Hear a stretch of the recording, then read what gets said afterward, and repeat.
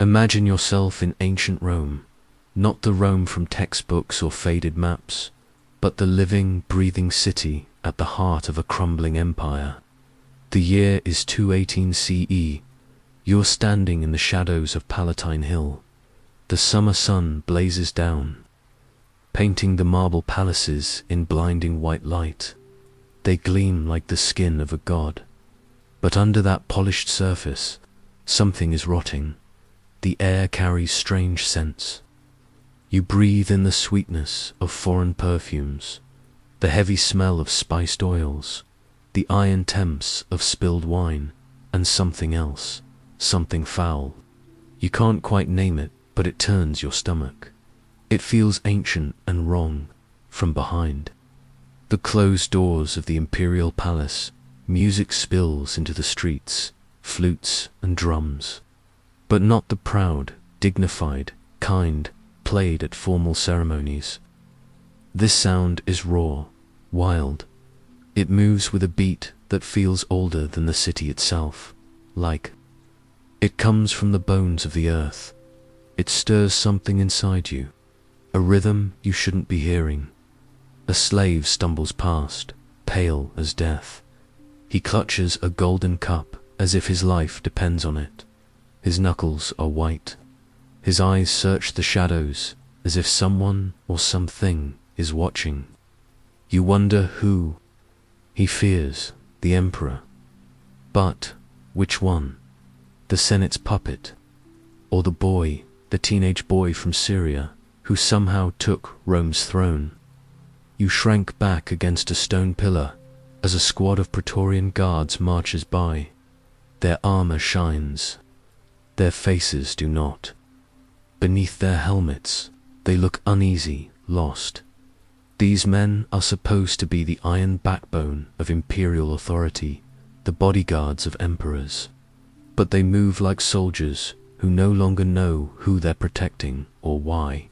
One of them mutters something under his breath, a word that chills your spine, abomination. Another whispers about divine punishment, but they say it quietly, almost like they fear the gods are listening inside the palace.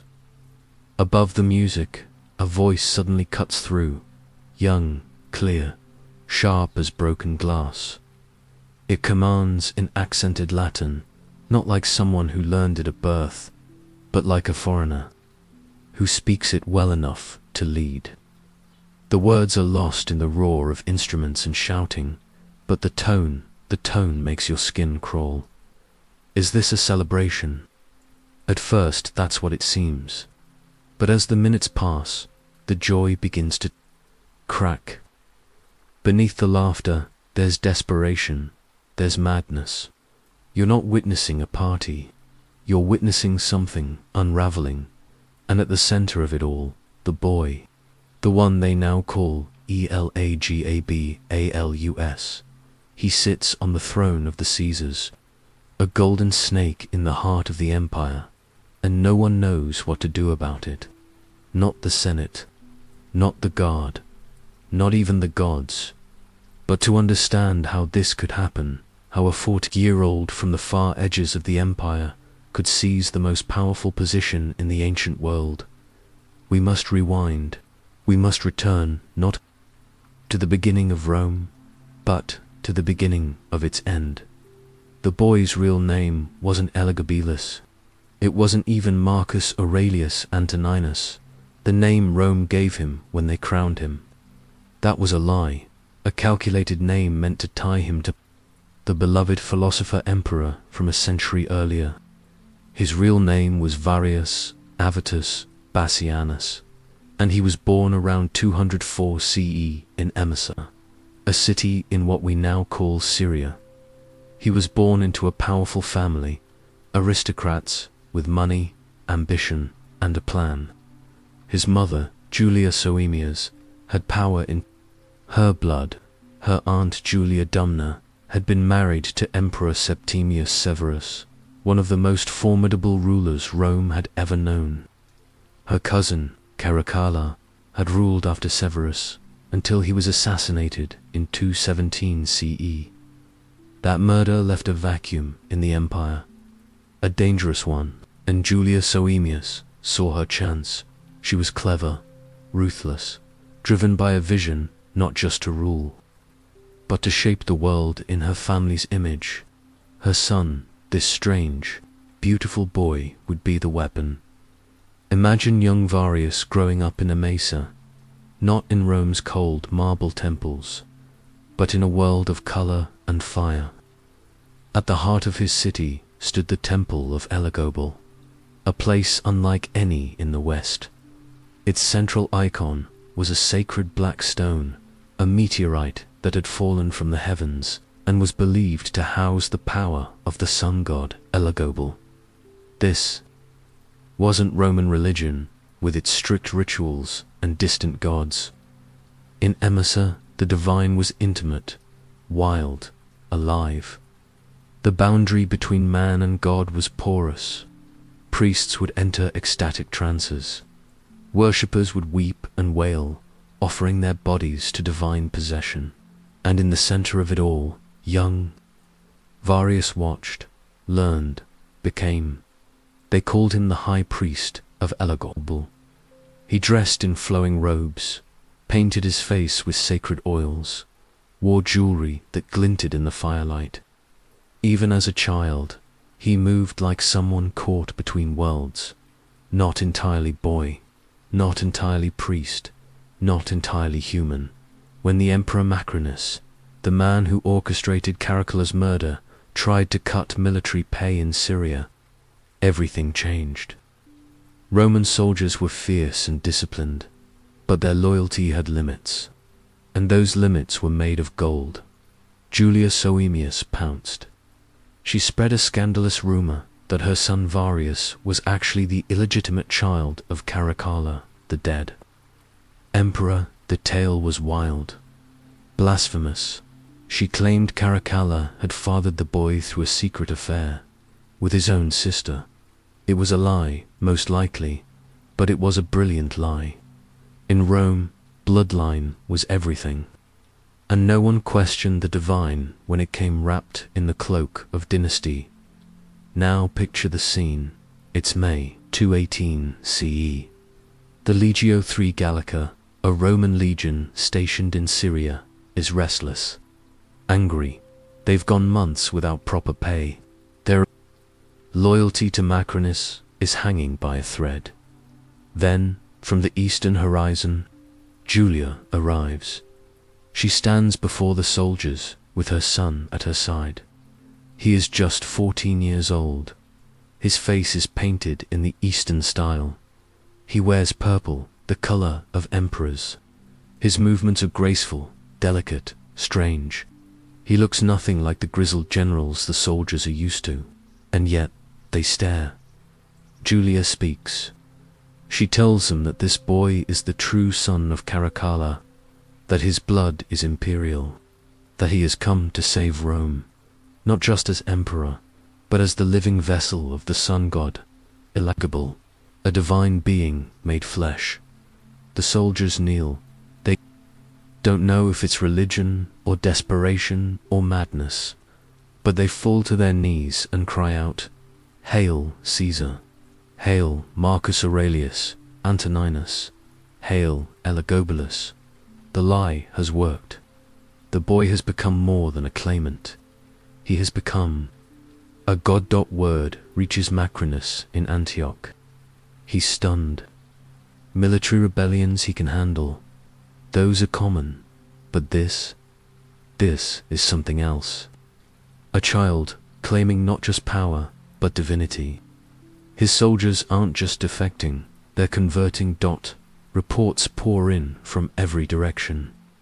They describe a boy who shifts identities, male one day, female the next, and something divine in between. They say he sings in foreign tongues, that he dances during sacred rituals, that his followers believe he can bend the sky with his voice. Macrinus tries to crush the rebellion. He marches south to meet the boy in battle. But when the armies meet, something strange happens. The soldiers of Macrinus, trained, hardened warriors, hesitate. They see the boy, they hear the music.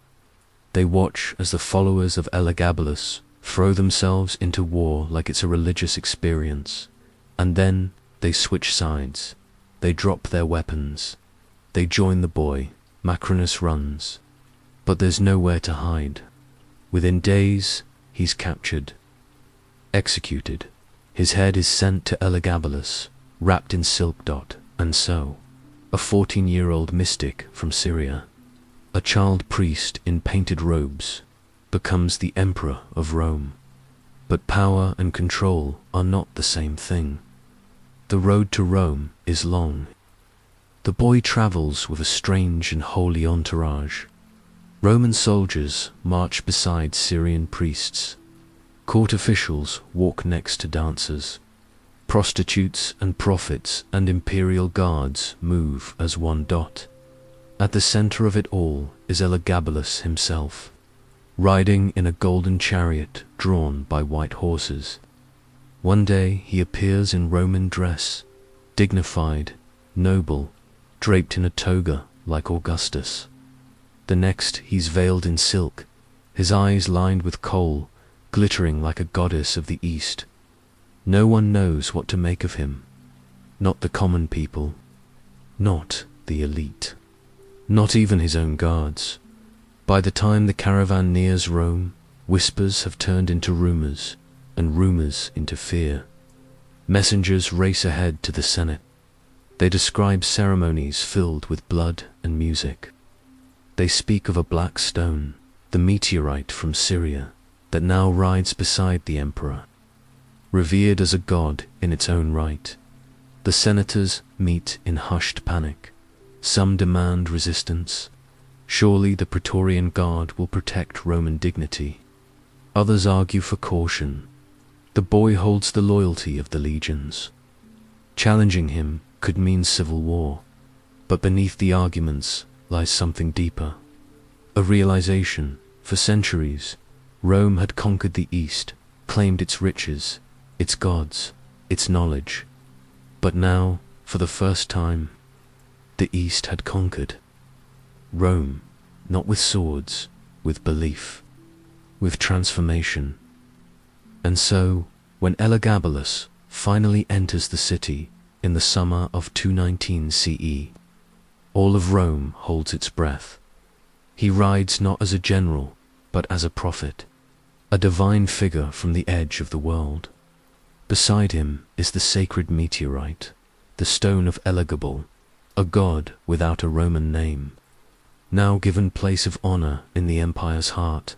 This is no longer just politics. This is a spiritual invasion. More is coming. But for now, the boy sits on the throne. The Senate watches. The priests whisper. And the people of Rome, proud, fearful, uncertain, ask themselves a question they've never had to ask before. What happens when a god wears the crown, the peri, the news spreads like wildfire. The new emperor dances in public. He wears gowns made for women. He sings in strange languages and worships foreign gods. At first, the people laugh. Then they whisper. And finally, they begin to fear. Inside the Curia, the ancient Roman Senate house, the voices of old men tremble with outrage. Debates erupt behind closed doors. These senators, descendants of Rome's founders, gather to ask a question that hasn't been asked in centuries. What do we do when our emperor does not act like a Roman? Some cry out for action. Surely, the Praetorian Guard, the emperor's own elite protectors, will step in if things go too far. Others speak more cautiously. The boy may be strange, but he holds power, real power. The legions support him. A challenge could mean another civil war. The empire is already fragile. Another crack might break it completely. Yet, beneath their political arguments lies a deeper worry, a silent dread, a feeling that something far older than politics is changing. For hundreds of years, Rome had expanded eastward, taking land, culture, and belief. But now for the first time the East was coming to Rome, not as a servant, but as a master. In the summer of 219 CE, the boy emperor Elagabalus enters Rome, and the city holds its breath. His procession is unlike anything the people have ever seen. Streets once lined with generals and senators are now filled with dancers, priests, and sacred musicians. His chariot gleams in the sun, drawn by pure white horses, and beside him, towering over the crowd, is the black stone meteorite from Sirioth, the sacred symbol of the sun god Elagabal. To some, it's just a rock, but to the emperor, it's everything. It is God, and now it will be Rome's God too. This is no ordinary arrival. This isn't just a boy claiming his throne. It is something far more dangerous. It is a spiritual invasion within days of entering the city.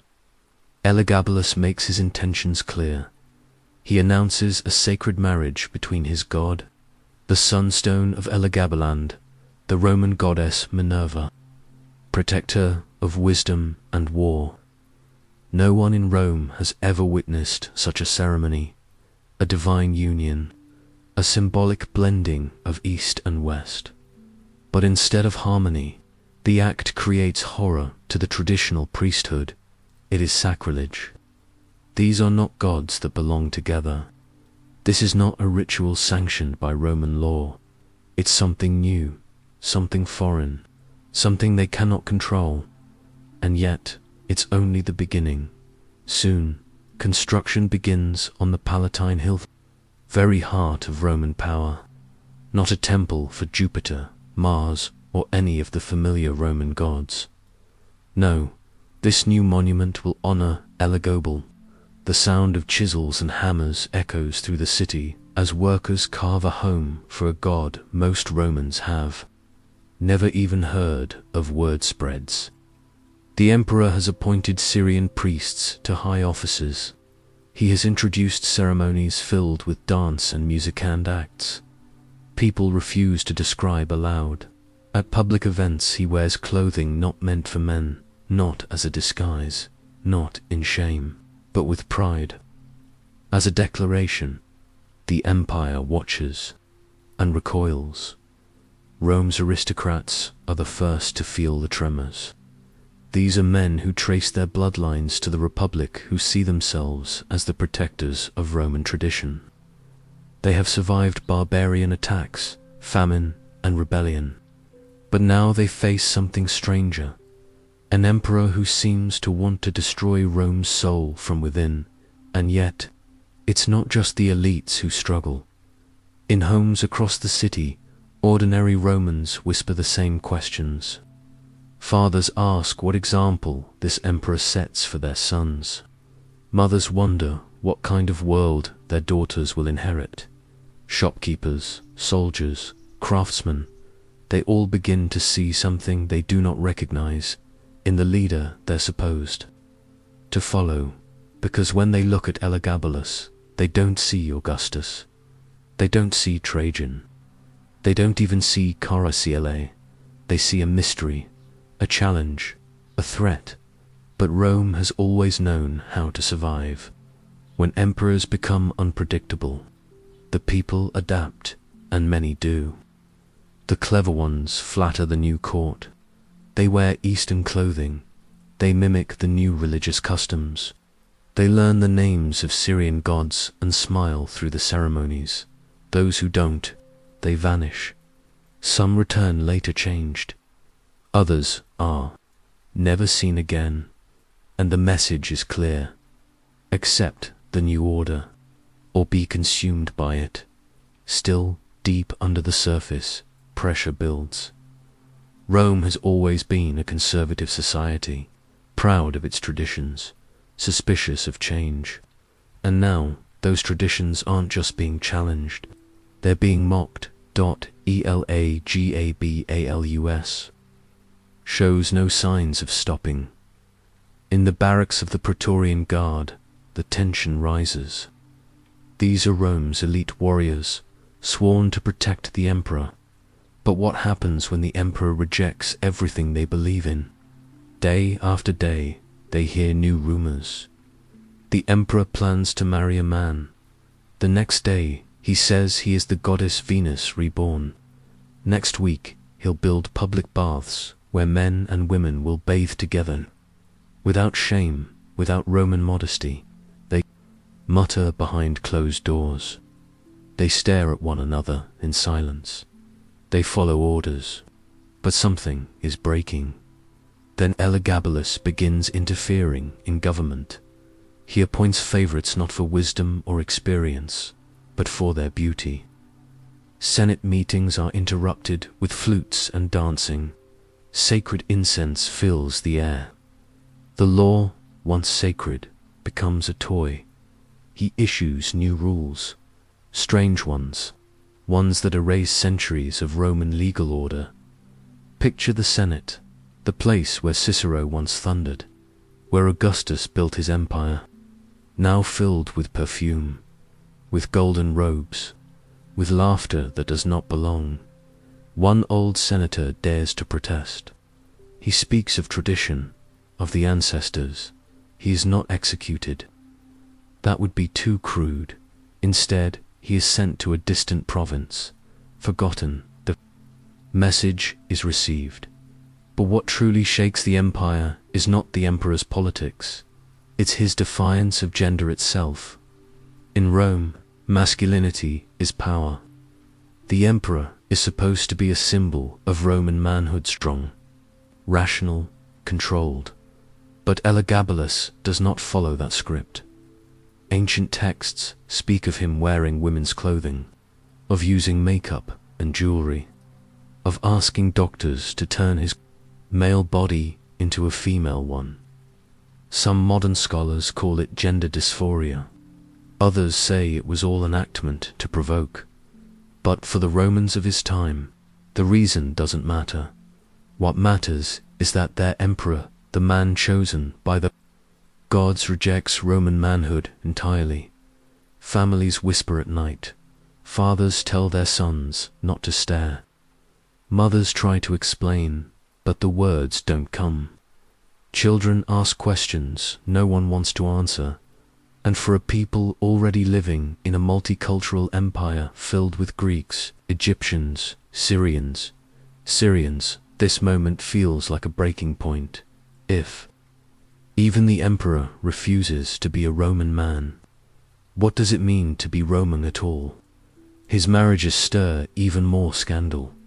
Elagabalus doesn't just marry women, he marries men, courtiers, foreign princes, even gods. Each wedding is a public affair, trumpets, feasts, ceremonies, blending Roman formality with wild Syrian ritual. At first, the people gape. Then, they grow numb. But what truly horrifies them is how Elagabalus talks about love. He says he enjoys submission, that he wants to be treated as a wife. He speaks openly of sexual acts so taboo that Roman writers refuse to describe them in detail. This isn't just scandal. It's war on everything Rome believes about gender and power. Imagine the stone-faced senators, the same men who fought in legions, who watched emperors rise and fall, hearing their rulers speak with joy about being dominated by men. It's not just strange, it's humiliating. And while the court enjoys its strange, new order, the people begin to wonder, is this still Rome? The religious changes deepen the crisis. The worship of Elagabal, the Syrian sun god, becomes the empire's new faith. Temples are filled with music, smoke, and frenzy. Rituals no Roman priest recognizes. Languages no citizen understands. Faces, painted bodies swaying, rules forgotten. In the new temple of Elagabal, the emperor leads the service himself. He dances, he sings, he shouts words only the priests understand. The sacred black stone gleams behind him, lit by golden fire. Around him stand his favorites chosen, not for wisdom, but for beauty and loyalty. Some are nobles, others are slaves. All are dressed in the glittering robes of holy men or women, or something in between. To a Roman watching from the edge, it looks less like worship, and more like theater, like indulgence wrapped in silk, like chaos pretending to be holy, and maybe that's the point. Perhaps Elagabalus is not just seeking power, perhaps he is trying to transform the empire itself, to burn the old world down, and build something new in its place. A place where gender flows, where tradition bends, where God and man share the same body. A kingdom of freedom, of madness, of possibility. But Rome is not ready. By the 3rd year of his reign, the cracks begin to show. The Senate grows restless. The Praetorian Guard no longer hides its anger. In the provinces, governors whisper of revolt. The economy suffers. The treasury dries up, drained by celebrations and shrines. The empire stumbles. Julia Soaemias, the emperor's mother, starts to worry. This is not what she wanted. Her son was supposed to be emperor, not destroyer, but now even she cannot control him. The rituals grow more extreme, the feasts more lavish, the laws more strange. The boy who claimed to be a god is spinning out of control. The rebellion is coming, but not yet. For now, Elagabalus still reigns, still dances, still believes the sun itself shines from his crown. And in the marble shadows of Rome, the people wait, not with hope, not with faith, but with fear, because they know what happens. When the gods grow mad, the palace grows quiet, not with peace, but with fear. Whispers float through marble halls like cold air on a winter morning.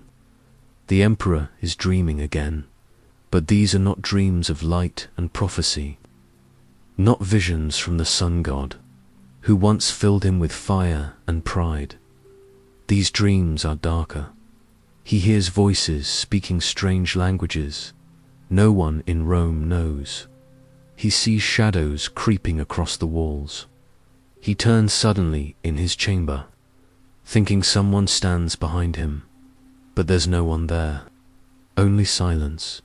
Maybe it's guilt, maybe it's madness, or maybe, after years of calling himself divine, he's finally attracting the attention of other forces, older, crueler, and angry. The gods he replaced, the ancestors he mocked, the spirits of Roman tradition are stirring. At night, he walks the palace floors barefoot. The cold marble doesn't bother him. He paces for hours, his robe dragging behind him. In the bed lies Heracles' latest husband, a charioteer chosen not for power or politics, but for beauty. The boy emperor watches him sleep, the one quiet thing in a world that's crumbling. But even that peace can't calm him. He flinches at sounds, at movement, at silence. Something is coming, and this time he can't charm it away. By day, his behavior changes. What once felt theatrical strange, but bold now feels broken. Court sessions turn into rants. Speeches dissolve into wild stories of enemies hiding in the walls, of gods fighting over his soul. One moment he orders an execution, the next he calls it off with a laugh. No one knows what mood he'll wake in.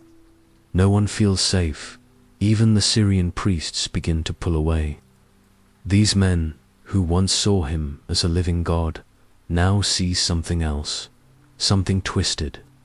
They whisper among themselves, careful not to speak too loudly. They've seen true devotion. What they see now is something else, something closer to collapse, Julia. Soemias watches all of this with growing dread. Her son, her divine child, her chosen ruler is changing. He no longer listens. He no longer thinks.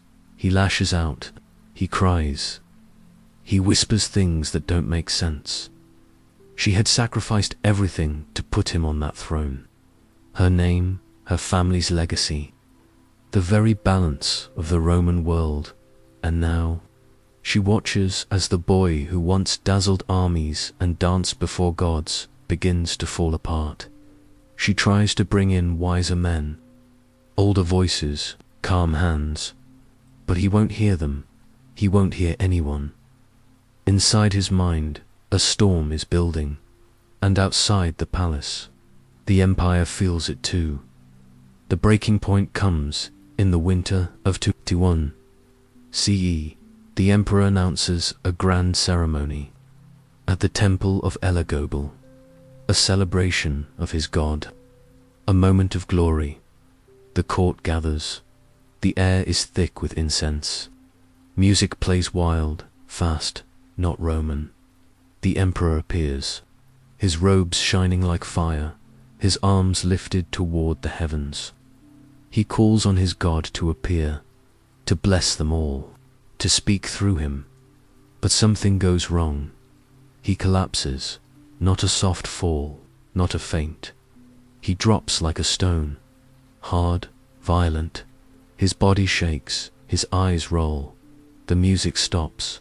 The priests rush forward, but no one knows what to do. Is it a divine sign? Is it madness? Is it punishment? Hours pass before he wakes. But when he does, he's different. The brightness is gone. The wild joy is gone. He speaks in whispers now. He mutters of betrayal, of enemies inside the walls, of gods turning their faces. Away at the court watches in silence. The empire trembles, and in this silence, a new plan begins to form. Julia Misahis Anta's been waiting, watching. For years, she stayed quiet. She smiled at the strange rituals. She clapped politely at the foreign music. But all the while, she built her network. Unlike her sister, Julia Misa believed in balance. In tradition, she had her own vision for Rome, one that didn't involve collapse. And now, with her nephew lost in paranoia and prophecy, she makes a move. Her son Alexander is young, only 13, but he's everything Elagabalus is not. Calm, Roman, raised on Latin law and Roman custom. His very presence is like cold water after fire. Quietly, Julia Misa calls in the Praetorian commanders. They meet behind closed doors. No one says the word rebellion. It would be too dangerous. Instead, they speak of stability, of restoring Roman dignity, of saving the empire from its own emperor. But none of it matters without the guard. These men, the elite soldiers who protect the emperor, seen too much. For 4 years, they've obeyed orders they didn't understand, watched their leader wear silks, dance like a woman, speak like a prophet. They've followed him into temples that smell of blood and perfume. They've guarded palaces filled with strange guests and stranger gods. And now, they're done.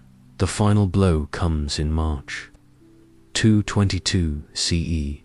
Elagabalus declares that all the traditional Roman gods, Jupiter, Mars, Venus, will be removed from their temples. In their place, images of Elagabal, the Syrian sunstone.